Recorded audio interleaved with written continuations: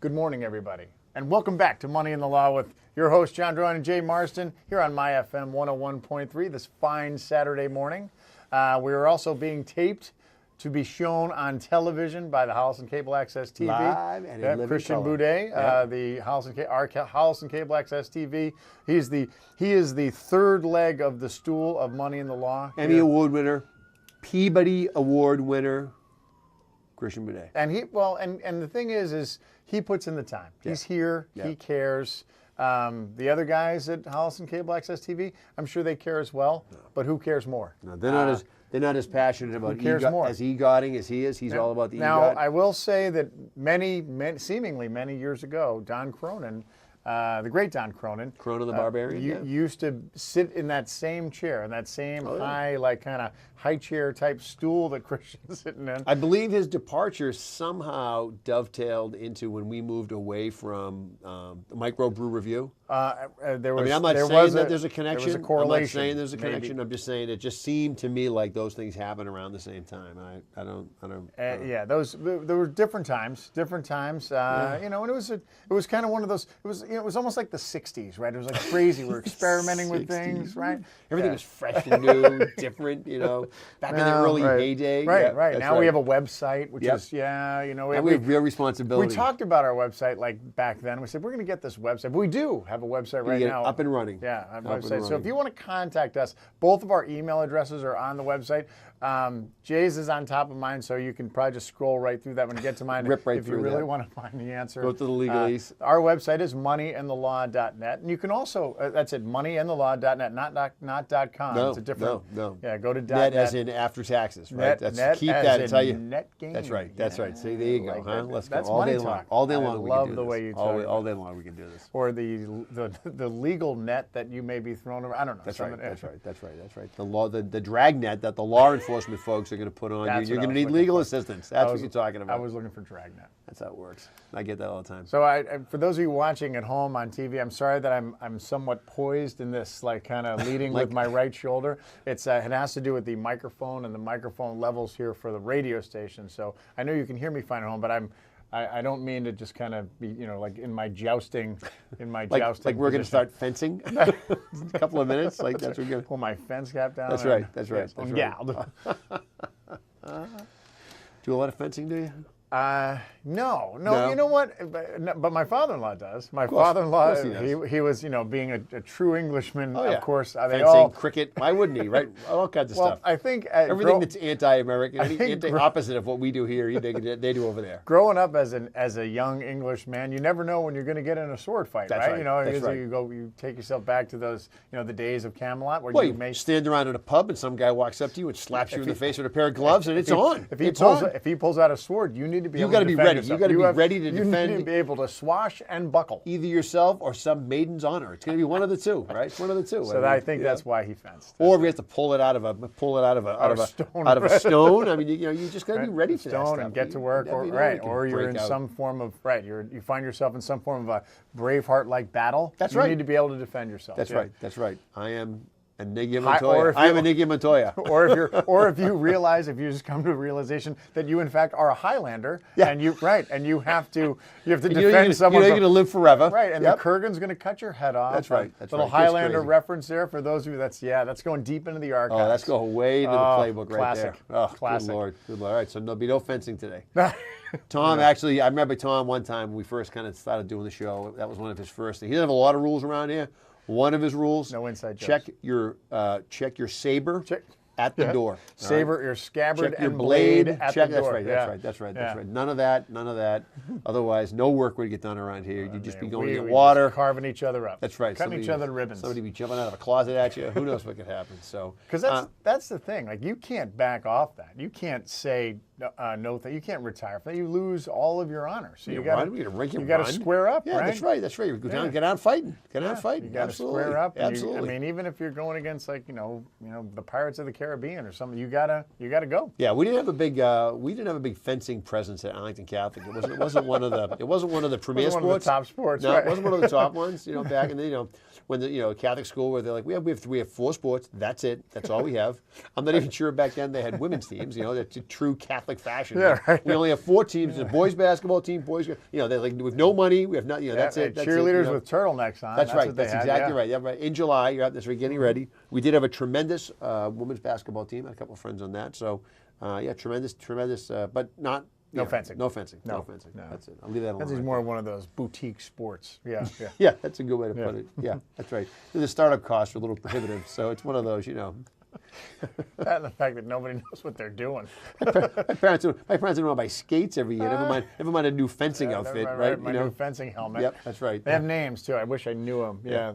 So it's a whole nother language. All right. So Get off that. let's walk away from fencing. You put that down. Speaking of which, that adds a great segue into what we're talking about today. Oh, great, fantastic. What are we talking about today? Well, there's something I want to talk about. The thing that I want to talk about was an article that we recently posted to the Marsden Law Facebook page, and I find it fascinating because, it's this idea that you sort of carry yourself off in. There's two aspects to your personal life. I'm taking notes. Please write down. There's 2 aspects to your personal life. The antonym, if you will, is about getting fired. Okay, but it's not that fired. I know what you're thinking. It's not that fired. This is the idea of essentially becoming financially independent in your 30s to early 40s, if you will. Yeah. Okay. Well, it happens to a lot of us. Yeah. Go on. Yeah, it sure does. Yeah, it sure does. But the idea is that couples or families or people make a conscious decision to say, you know what, we're not gonna tighten the belt 1 notch, right? We're not gonna tighten the belt 2 notches. I mean, we're gonna have like some friends and some family help us leverage this belt. We're going to put my foot on your chest. That's right. That's right. I'm going to pull this thing. And then as a result of that, we're going to go into full-blown saving mode, right? We are going to save essentially every nickel of disposable income that we could possibly have available to us, with the understanding that we're going to use those savings to leverage ourselves into a more intentional life. Yeah. Where we say, look, we're going to, for 5, 7, depending on how much money you're making, 5, 7, 8 years, we're going to put away enough money so that we put north of $1 million in the bank. And then when we hit the north of $1 million mark, we're going to wrap it up at whatever job we were doing that got us there. And then we were going to take a step back, and we were actually going to thoroughly enjoy ourselves by using the now developed income from that $1 million to go ahead and manage our future lifestyle as a pure quality of life play. Right. And although it seems, in many aspects it sounds cool, right? So that, the title of the article sounds cool, become a millionaire in your 30s and retire in your 30s, and you're like, who wouldn't want to do it? Of course, all of us would want to do it. But just like anything else, just like when you want to lose 30 pounds, and you're like, oh yeah, who wouldn't want to lose 30 pounds? Easier said than done. It's a commitment. You have to commit to it. And the whole idea of being able to really change, because it becomes a lifestyle change.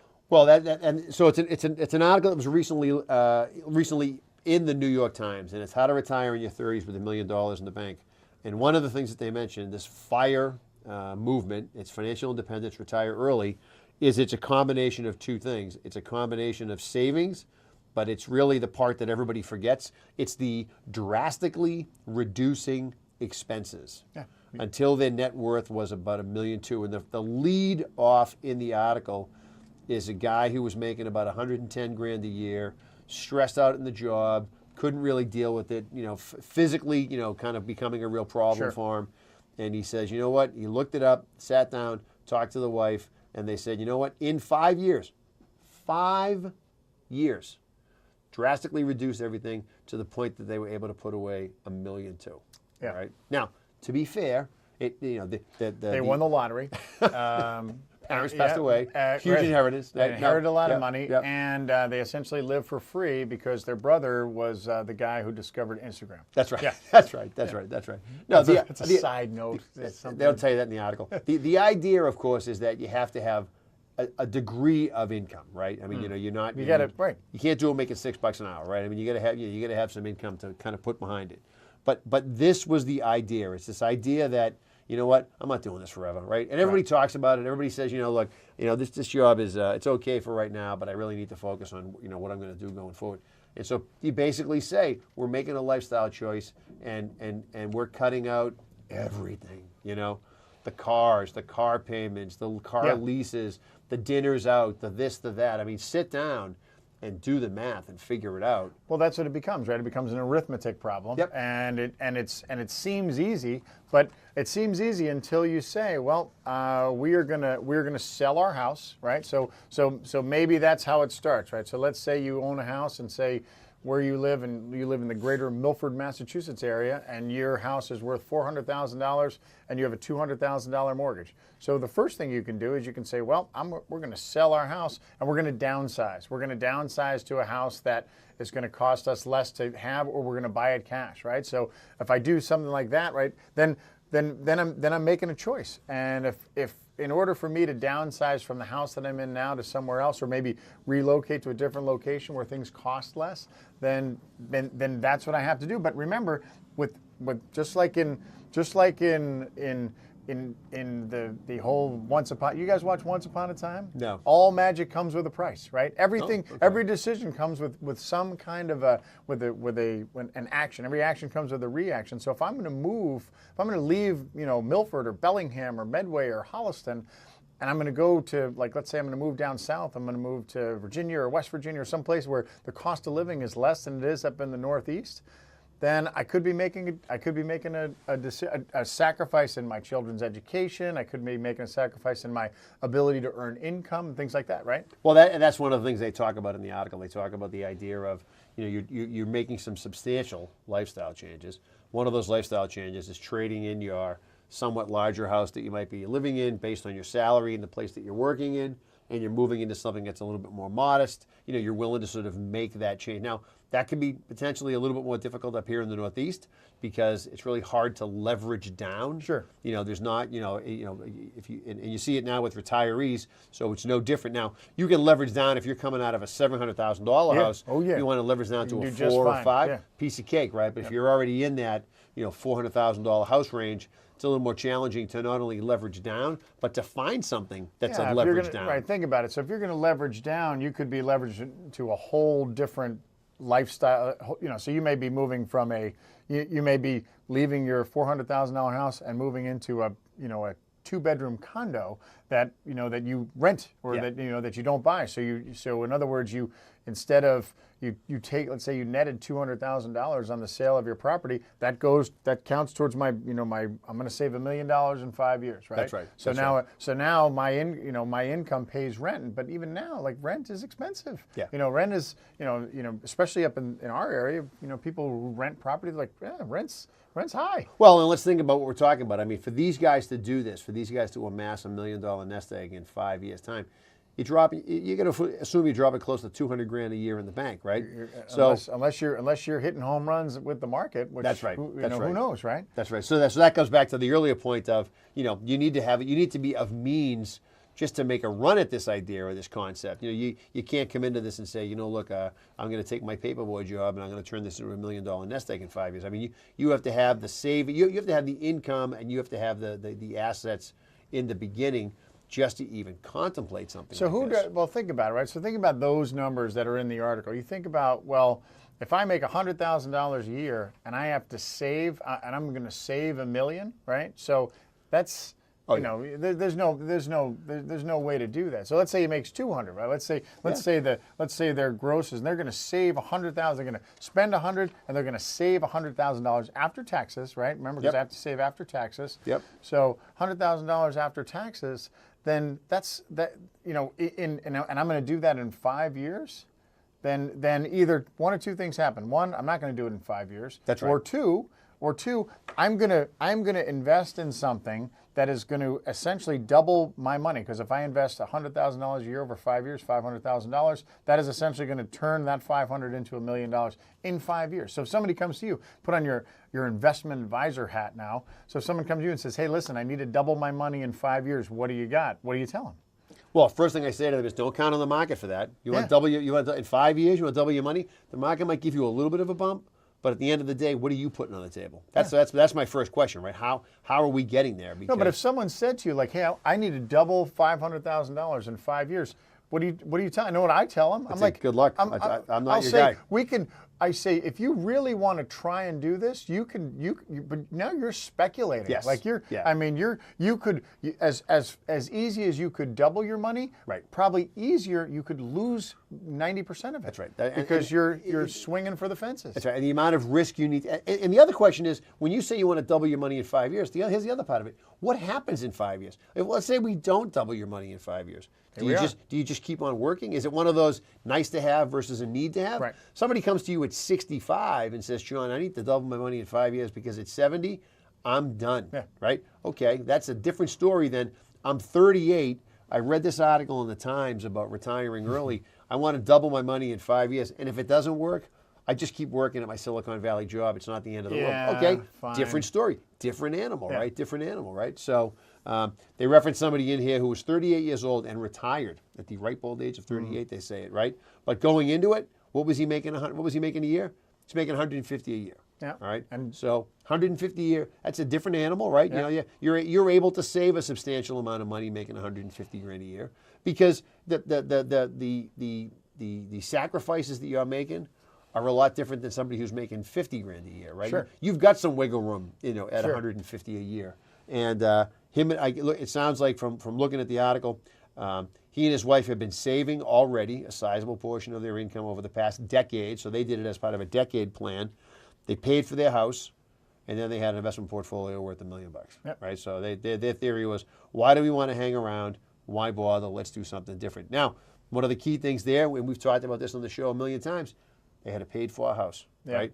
They made the decision, and by the way, and maybe that's the suggestion, right? For people who are thinking about this type of concept, forget the idea that I'm going to try to save $1 million in 5 years, but maybe sit down and think about it and say, look, we have a $300,000 mortgage, right?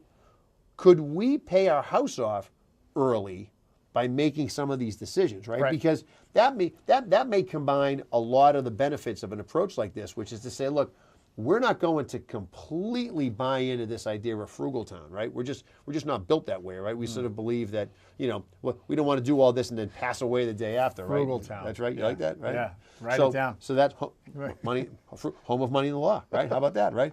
T-shirt right there. Hashtag Frugal Town. Hashtag Frugal Town. So I'm gonna have my T-shirt's gonna say Frugal Town, and it's gonna have one of those Ghostbusters things across. Like, I ain't going to Frugal Town. No thanks, pal. Frugal Town? You know what? I like to eat.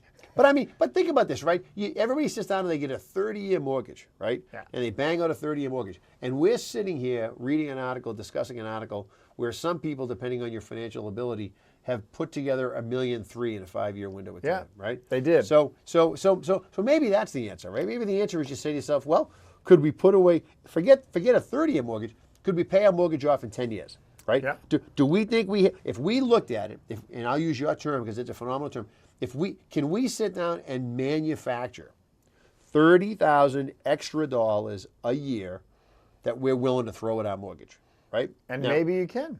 Absolutely, and maybe you can, right? Absolutely, you can. And you know what? Maybe you don't get rid of all of it, right? But maybe you make a sizable. I feel like right now I am talking to an enthusiastic, potential client that has just walked into my office. I feel like you're like, listen, I read this article in the New York Times.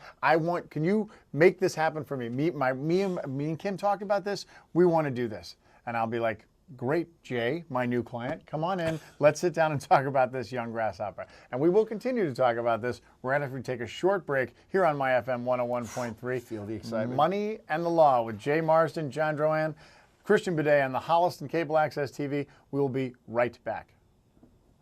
If only ramen noodles and Spam. Oh, we're back.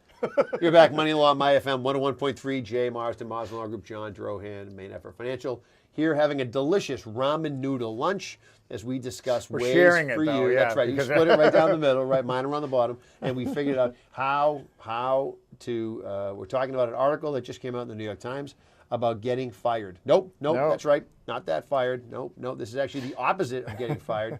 It's financial independence, retire early, and it's this idea of essentially saying, look, all roads lead to us basically giving up every single vice that we have. Not a vice. Oh, Give it what? Eating? Everything.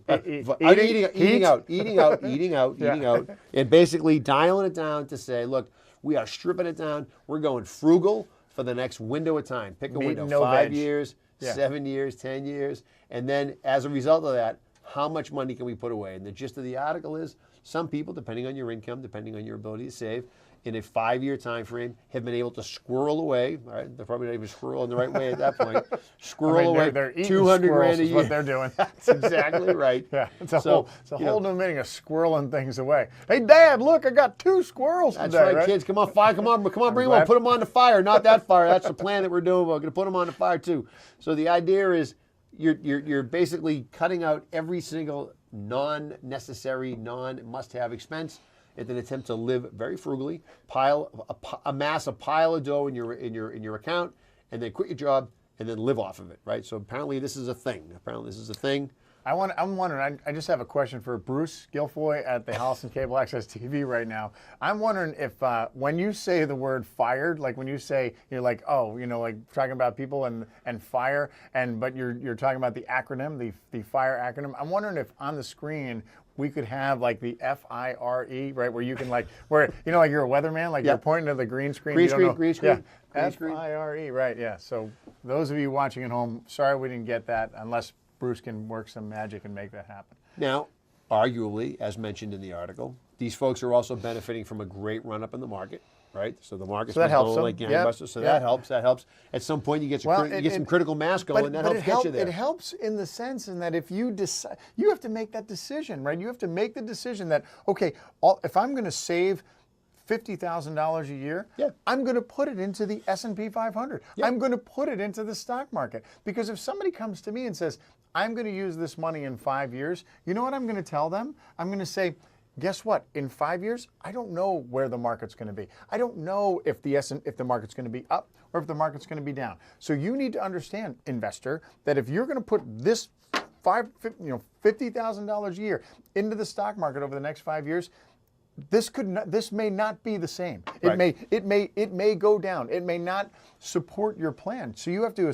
So that's a lot of risk for a 5-year play. Well, and not only is it a lot of risk for a 5-year play, but also let's remember what these guys are talking about, right? They're talking about, I'm going to amass $1 million war chest, and then going forward after that, we're going to continue to live on $40,000 a year, right? So that's the one part about this that actually, in all of this, and I don't think it's nonsense, and I know that people do it, but from a realistic standpoint, they make such an incredible lifestyle change. I think at least in my mind, the lifestyle change that if I were to do something like that, or if you were to do something like that, then there would be a tremendous amount of sacrifice that not only I would make but also that my family would make. That it would be, things would change. Yep. And things would change dramatically.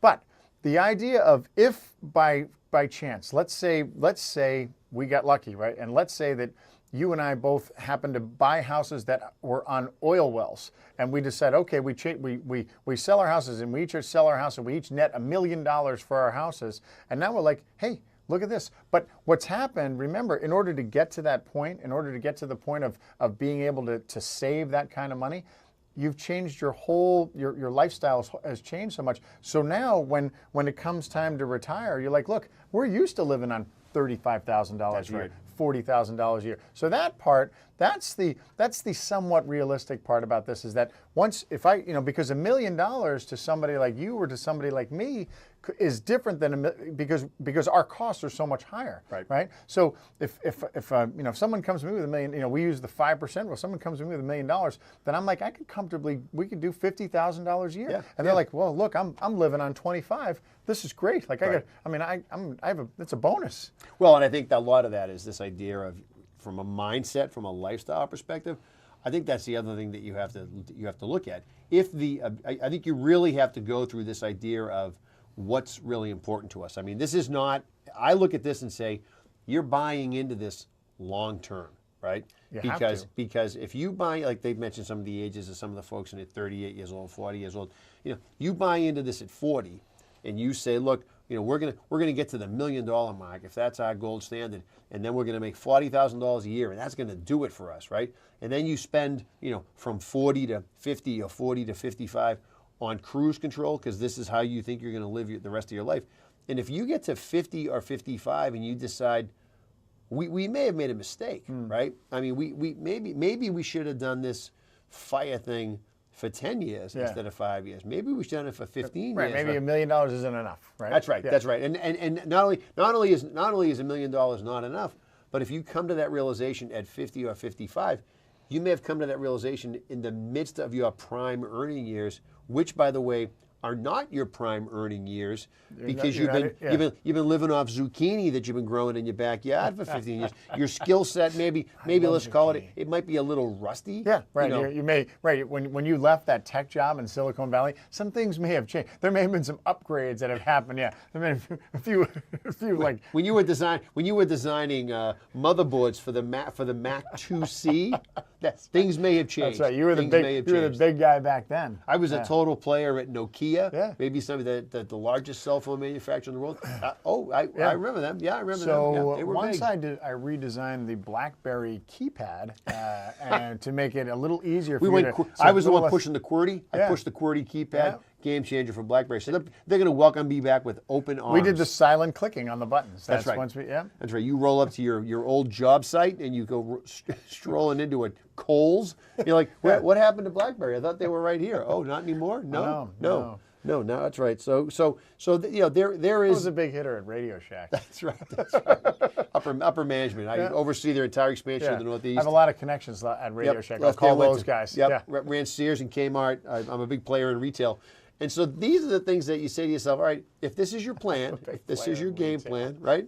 You need to decide, can I do it? Am I in it to win it? Am I in it for the long run? Or is $1 million really and I think after having gone through this, knowing my own approach to something like this, which is a complete inability to stick to anything like this for anything longer than a week or 10 days. I am not drinking Corona during the week. That's right. I am done. I am done, right? So now I think it turns into, let's use this as a way to target.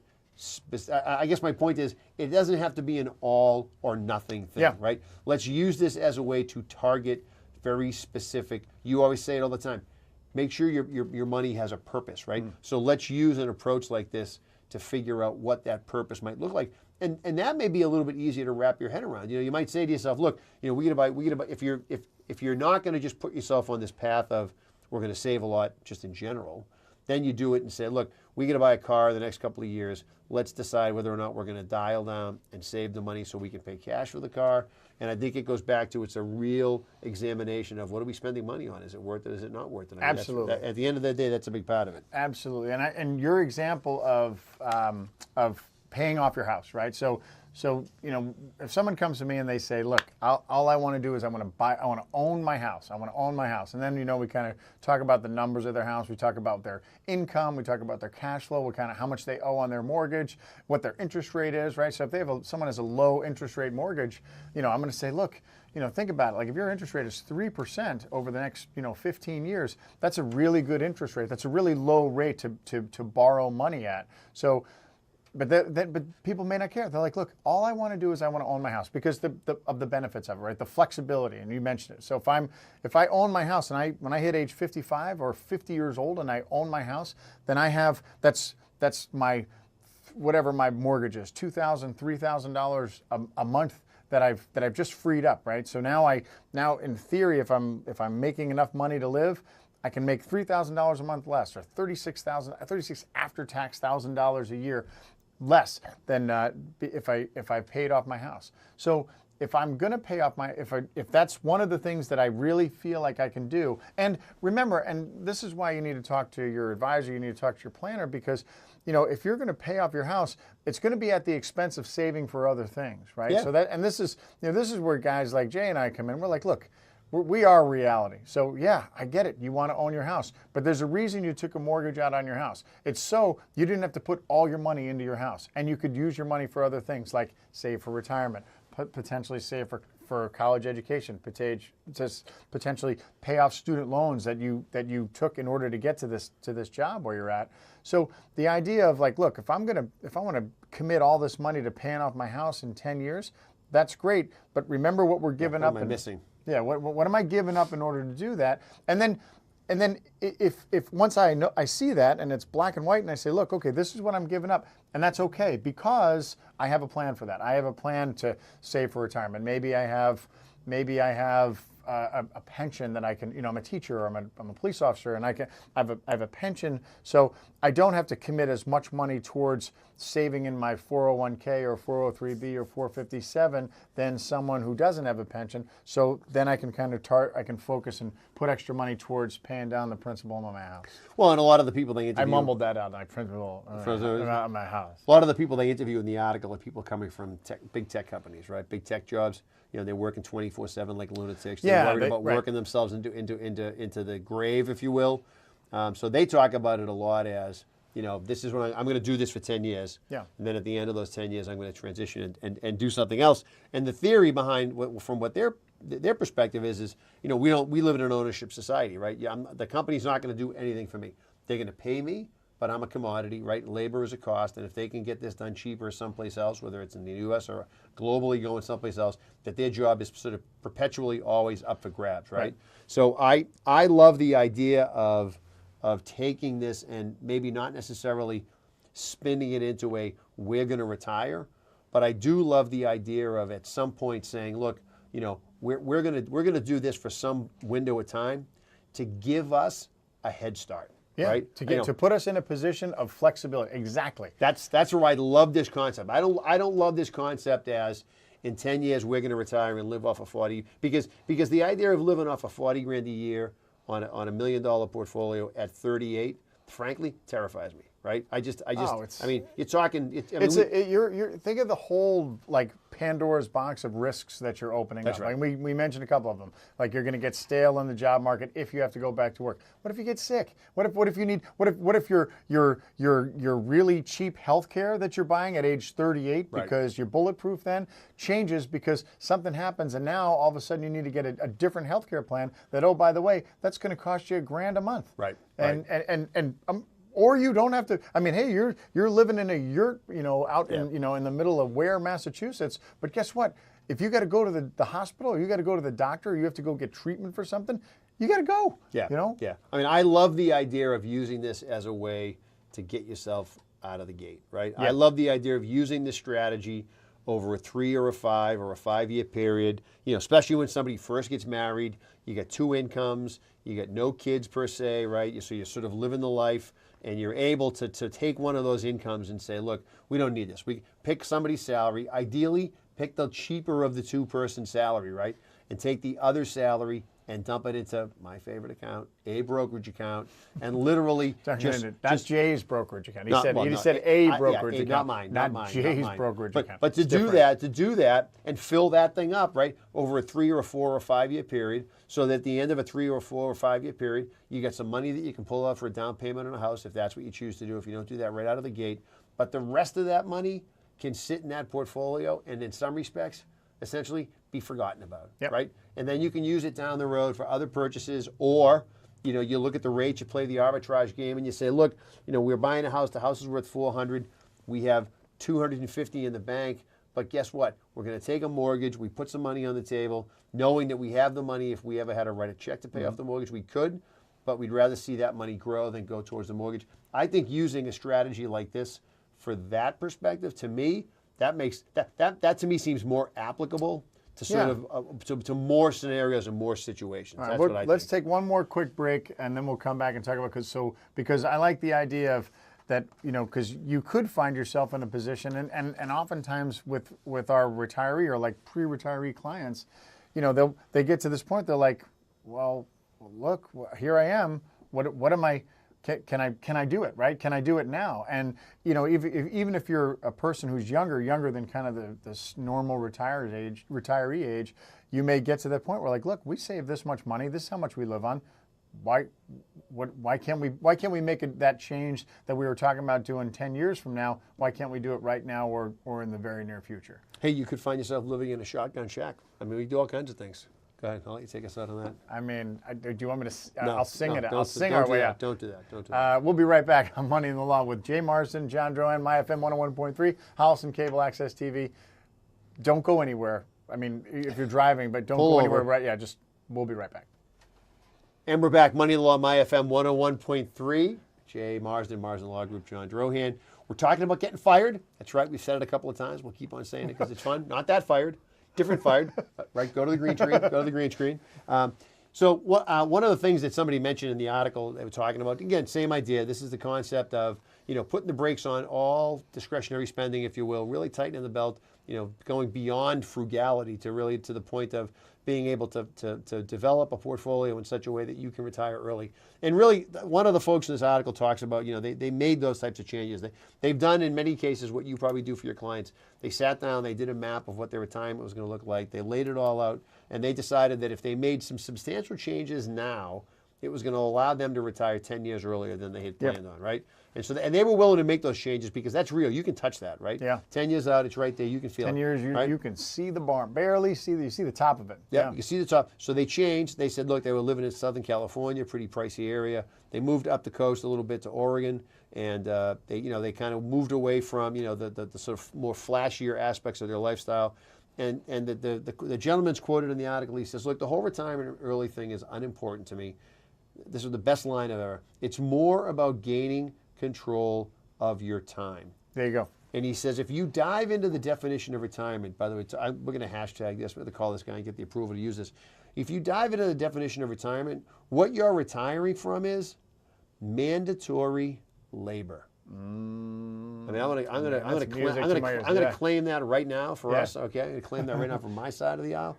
All right, and if you think about that is the quintessential definition of what you're trying to do. I have this conversation 3 times a day, 4 times a day, where when I talk to retire, we talk about retirement. The first thing I say is, what is your plan in retirement? Yeah. Like, and everybody's retirement is going to look different. Everybody's retirement is different. And most of the time when someone retires, essentially they're leaving that mandatory labor piece. And they may still have to work. They may still need to make income, have earned income, but they're not going to do it the way they've been doing. They're not going to do it commuting up to Burlington or to taking the train into Boston. They're not going to do it the way they have been doing it. They're going to do it somewhat differently, but it's not going to be the same type. They are going to, just like that article says, they're going to take a much greater control of their time. Well, I mean, much greater control of their time, much greater control of how they spend their years, where they can be active, where they can contribute. At some point, we've talked about this, right? The bike trip in Vietnam doesn't happen at some point. At some point, you cross that off and say, we didn't get to that, right? So how are you going to spend the time that you have? We've joked about it on the show, right? Retirement is, vacation is retirement training, right? You're not working, you're doing what you want to do, and that can be a whole bunch of things, but that's what it's going to look like. So how are you spending it, right? You've got 2 weeks or whatever the window is to do anything you want to do, right? What are you going to do? What do you think you're going to do, right? Yeah, I mean, you're probably not going to volunteer for a nonprofit or something, during your 2-week vacation over. You might 4th not. of July. Probably won't. Right? Tempting though it is. No, but just like, but you're right in the sense that you're gonna figure out, you're gonna see what it's like to not work, right? And you're gonna see when you have kind of more time to yourself. But I'll tell you what, and I swear by this, the most successful retirees that we have in our practice are the people who, the day after they retire, they have a plan. They have everything mapped out of what they want to do. They have, now granted, maybe they don't know exactly how it's going to happen, but they have a list. I want to do this. I want to travel. I want to volunteer for a nonprofit. I want to pick up my grandkids every day off the bus. they have a plan in order to occupy their time, and where they're providing to society, to their family, to whatever, but they have a plan where they're going to be contributing and they're going to be doing something. That's right. And what they're doing, just like we said, what they're doing is they have control of their own time. These are things they want to do. These are things that they decide to do. And people who have done this say the same thing that has been discussed and talked about on the show, which is it takes them a year, right? It takes them a year to kind of figure out what's my new normal, right? Maybe, right? And that means not doing anything for a year, right? It's like, you lost your job. It's like losing a loved one, right? Take a year to kind of get your head together and figure out what's going on, right? And then a year in, then you discover, okay, this is how I think I want to enjoy and spend my leisure time. Yeah, right? you may meet people, you may you test different things, right? You try things out and say, I want to join this club. I want to hang out with these, with this, I want to buy a motorcycle, I want to hang out with a biker gang. I mean, who knows what you want to do, right? Yeah. But you'll figure it out. And for a lot of people, one of their concerns is, I don't want to just sit in front of the TV all day. Right? Oh yeah, that's what I do. And it happens. Oh, it does happen. It does happen. When you hear, it's funny when I was working at that small mutual fund company in town, when you'd call people all the time, what would you hear in the background? The TV blaring, right? And a lot of people put it on because they say, oh, it's background noise, but in some cases, it doesn't turn into background noise. No, you watch it. That's right. Do you watch the TV when it's on? I try not to. I try. It's either on or off for me. Yeah. I'm not a big keeping it on in the background. As background yeah, but I mean, noise. if it's on, it's hard not to watch. But if it's something good, yeah. Oh yeah. If it's something good, then you can get pulled in, you get drawn in, or the news cycle, right? The news cycle is designed to get you to sit there and watch it. You get a hurricane bearing down on the Carolinas this week. We're 3 days away, 4 days away. They're already making their predictions. You're like, oh my God, this is like so unbelievable. You're gonna watch it. Yeah. It's unbelievable. It's unbelievable. So that's a big part of it. A big part of it is to figure out what you think you want to do if you're going to tackle a plan like this.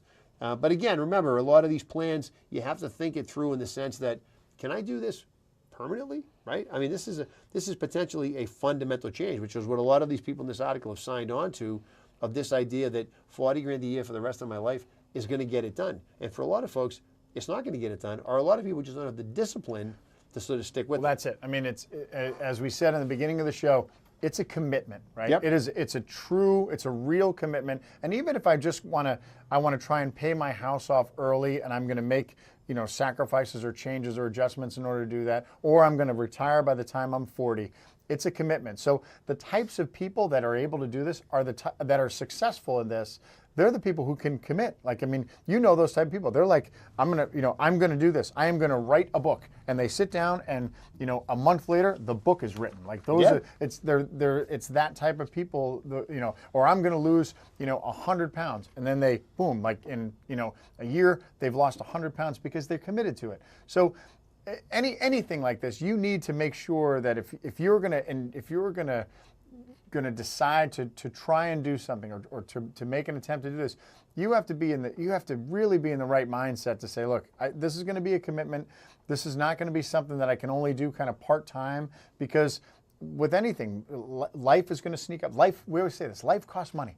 It costs money to live. So there's going to be something that's going to happen that you're going to need money for. And if you don't have that kind of built into your plan, or you don't have that kind of at least thought through that potential contingency, then you're going to get thrown off the tracks before you even get going. Well, and one of the things that was pretty consistent throughout this whole article was, again, this is a two-step process, right? This is not just, I'm going to save a lot. This is, I have to go through and literally exercise every demon from a spending perspective outside of my portfolio and outside of my monthlies. And a lot of people are unwilling to do that for a whole bunch of reasons, right? A lot of people just don't want to face the music and say, how much do we spend a month on fill in the blank, right? They just don't want to do it, right? So they go through, we're not going to do that. We're going to stay away from that. So there's a self-examination here that has to go on. The other side of the argument is, right? It's like, look, I like going out to eat. That's right. You know what? I like driving a new car. I like having a new car for, That's right. And leasing a new car every 4 years. That's what I like to do. And you know what? Because I because I like it, and I know it costs money, and I get it. I would be able to pay off my house if I didn't lease a Mercedes, but you know what? It makes me happy. That's what I want to do, and that's how I want to live. And you know what? I like going into Boston. I like going to New York City, and I like going out to dinner. I like really traveling, nice and a lot of people play long ball because they say, look, life's too short, okay? Yeah. And I'm willing to make the sacrifices now to do all those things, because you know what? I do like going to a nice restaurant for the reasons that you just mentioned, and say, you know what? I could be dead in a month. I could be dead in 6 weeks. How many of those stories do you hear, right? Well, that's the other side of this coin. That's the other side of this argument. Like, yeah, well, okay, I'm going to kill myself for 10 years or 5 years. Yeah. And then guess what? I may have done just that. I may have killed myself. That's right. Like, that's really. Right. That's right. So, there's a bunch of things. There's a financial aspect of this, but like everything, there's a philosophical aspect of it, right? And so, which is why we're here. That we're the philosophers. Zen masters. Some have said, "I'm not going to." Those aren't my words. Those are somebody else's words. But that's part of the idea of what do you as an individual, what can you handle, right? Because the other thing we tell people all the time is, look, we got to get you into a plan that the probability that you stay with the plan is really high, right? Because otherwise, it's not a plan. Then it's just a promise, or it's a chance, or it's a. So again, if these, and if you find the article again, it's in the New York Times. It's this FIRE article, Independence. If you find it, and you say to yourself, that's too extreme, don't. It's not. Again, you don't have to apply it as an all or nothing. You can take our components of this out and say, hey, you know what? I'd be curious, with a little bit of reconfiguring of our spending habits, how much money could we manufacture? That's right. And then you say to yourself, all right, is that something we want to do? Right? And again, doesn't mean giving up the steak. Doesn't mean sacrificing down to blended scotch instead of single malt. I mean, we're not savages. We're not savages here, for crying out loud, right? So, you can work through those things and figure out, what's a good, maybe you go from the 21 year to maybe you go to like the 15 year. I mean, make real sacrifice, right? I'm not saying that's not real sacrifice. Maybe you go to 12 year. Yeah. I mean, oh my God. 12 year scotch. 12 year scotch. I mean, there's options. You have choke options. It down. I mean, if you had to, with enough ice, with enough ice, and if I drank a couple of 20-year scotches before it. Good point. Good point. So maybe that's what you do. So maybe you step down. For example, use the scotch. Step down slowly. Maybe it's a step down scotch plan. All right. Those plans, by the way, we're happy to discuss those at the office. To show you how to do with this. the scotches, by the way. With the scotches. Let's show you how to do this. So we're going to put a couple of 20s on the table. We're going to try those, but then because we're being frugal, we're now going to shift to the 12s. Okay. With ice. All right. And we'll see how that goes, and then and then we'll see where it goes from there. We have to go. It's time to go. And on that note. All right. Stop this. Get me off this train. Stop the madness. All right. You're here with the Scotch team here. Team Scotch. Team Scotch. Team Single Malt Scotch. Scotch. Yep. Money in the Law, My FM 101.3. Jay Marsden, Marsden Law Group. John Droham, Main Effort Financial. Christian Manning the Con. If you want to retire, by the way, it's a little late for us to retire in our 30s. That ship is kind of sailed for us. Or 40s. But we'll figure that out. But anyway, it's a different animal.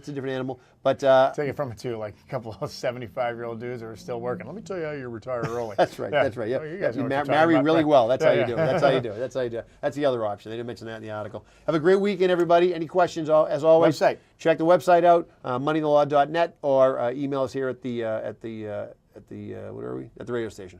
We're at a radio station. Not the train station. Yeah. All right, radio station. All right. Fantastic, guys. We'll have a great see you week, next everybody. week. Take care.